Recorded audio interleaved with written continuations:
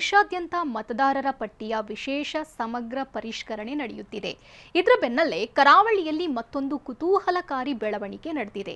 ಚುನಾವಣೆಗೆಂದು ಪಶ್ಚಿಮ ಬಂಗಾಳಕ್ಕೆ ತೆರಳಿದ್ದ ನೂರಾರು ಕಾರ್ಮಿಕರು ಇನ್ನೂ ವಾಪಸ್ಸಾಗಿಲ್ಲ. ಹಾಗಾದ್ರೆ ಏನಿದು ಸ್ಟೋರಿ? ತೋರಿಸ್ತೀವಿ ನೋಡಿ.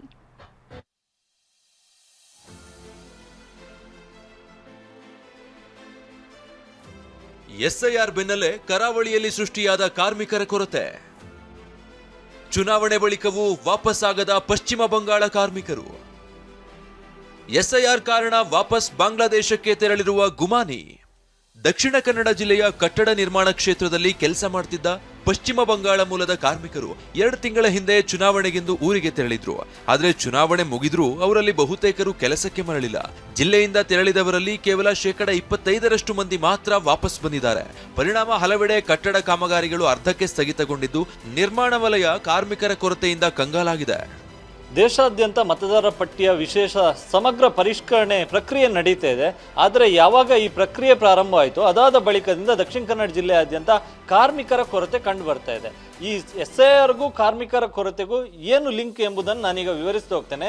ನಾನೀಗ ಮಂಗಳೂರಿನಲ್ಲೇ ನಿರ್ಮಾಣ ಆಗ್ತಿರ್ತಕ್ಕಂಥ ಒಂದು ಕಟ್ಟಡ ನಿರ್ಮಾಣ ಕಾಮಗಾರಿ ಸ್ಥಳದಲ್ಲಿದ್ದೇನೆ. ಇಲ್ಲೇ ಗಮನಿಸ್ಬೋದು, ಪ್ರಮುಖವಾಗಿ ದಕ್ಷಿಣ ಕನ್ನಡ ಜಿಲ್ಲೆಯಾದ್ಯಂತ ಕಟ್ಟಡ ನಿರ್ಮಾಣ ಕಾಮಗಾರಿಯಲ್ಲಿ ಇರತಕ್ಕಂಥ ಕಾರ್ಮಿಕರು ಎಲ್ಲರೂ ಕೂಡ ಬಹುತೇಕ ಪಶ್ಚಿಮ ಬಂಗಾಳ ಮೂಲದಿಂದ ಬಂದಂಥವರು. ಮೊದಲು ಸಾಕಷ್ಟು ಸಂಖ್ಯೆಯಲ್ಲಿ ಕಾರ್ಮಿಕರು ಬರ್ತಾ ಇದ್ರು. ಇದೇ ಒಂದು ಕನ್ಸ್ಟ್ರಕ್ಷನ್ ನಡೆಯತಕ್ಕಂಥ ಜಾಗದಲ್ಲಿ ಈ ಹಿಂದೆ ಸುಮಾರು 50ಕ್ಕೂ ಹೆಚ್ಚು ಕಾರ್ಮಿಕರು ಇರ್ತಿದ್ರು. ಆದರೆ ಈಗ ಸುಮಾರು 10ಕ್ಕಿಂತ ಹೆಚ್ಚು ಕಾರ್ಮಿಕರು ಇಲ್ಲ. ವಲಸೆ ಕಾರ್ಮಿಕರ ಈ ನಡೆ ಹಲವು ಅನುಮಾನಗಳಿಗೆ ಕಾರಣ ಆಗಿದೆ. ಕೆಲ ಬಿಲ್ಡರ್ಗಳ ಮಾಹಿತಿ ಪ್ರಕಾರ ಕಟ್ಟಡ ಕಾರ್ಮಿಕರಲ್ಲಿ ಕೆಲವರು ಮೂಲತಃ ಬಾಂಗ್ಲಾದೇಶದವರಾಗಿರಬಹುದು ಎಂಬ ಅನುಮಾನ ಮೊದಲಿಂದಲೇ ಇತ್ತು.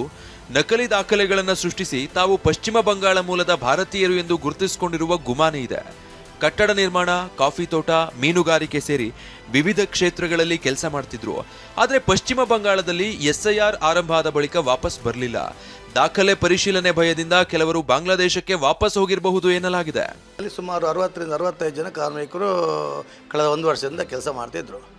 ಆದರೆ ಏಪ್ರಿಲ್ನಲ್ಲಿ ಪಶ್ಚಿಮ ಬಂಗಾಳ ಚುನಾವಣೆ ಘೋಷಣೆ ಆದ ನಂತರ ಇಲ್ಲೊಂಥರ ಕಾರ್ಮಿಕರಲ್ಲಿ ಗೊಂದಲದ ವಾತಾವರಣ ಸೃಷ್ಟಿಯಾಯಿತು. ಚುನಾವಣೆಗೆಂದು ತೆರಳಿದ ಕಾರ್ಮಿಕರು ಎಲ್ಲಿದ್ದಾರೆ, ಅವರು ಯಾಕೆ ವಾಪಸ್ ಬರಲಿಲ್ಲ ಅನ್ನೋದಕ್ಕೆ ಯಾವುದೇ ಉತ್ತರ ಸಿಕ್ಕಿಲ್ಲ.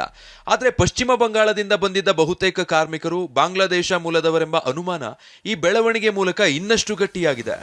ಚುನಾವಣೆಗೆ ಬರದಿದ್ದರೆ ಸರ್ಕಾರದ ಯೋಜನೆಯನ್ನು ನಿಮಗೆ ಕೊಡಲಾಗುವುದಿಲ್ಲ, ಪಡೆದ ಚೀಟಿಯನ್ನು ಕ್ಯಾನ್ಸಲ್ ಮಾಡಲಾಗೋದು ಅನ್ನುವಂಥ ಎಲ್ಲ ಮಾತುಗಳು ಇಲ್ಲಿ ಕಾರ್ಮಿಕರೊಂದಿಗೆ ಹರಿದಾಡ್ತಿತ್ತು. ಆ ಭಯದಿಂದ ಎಲ್ಲರೂ ಕೂಡ ಚುನಾವಣೆಗಿಂತ ಮೊದಲೇ ಅಲ್ಲಿ ಹೋಗಿಬಿಟ್ಟು ಅವರ ಏನೆಲ್ಲ ಕಾರ್ಯಕೆಲಸಗಳನ್ನು ಮಾಡಿಕೊಂಡು ಚುನಾವಣೆ ಆದ ನಂತರ ಬರ್ತೇವೆ ಅನ್ನುವಂಥ ಮಾತನ್ನು ಹೇಳಿದರು. ಆದರೆ ಚುನಾವಣೆಗೆ ಹೋದಂಥ ಕಾರ್ಮಿಕರಲ್ಲಿ ಸುಮಾರು 70% ಜನರು ವಾಪಸ್ ಬರಲಿಲ್ಲ.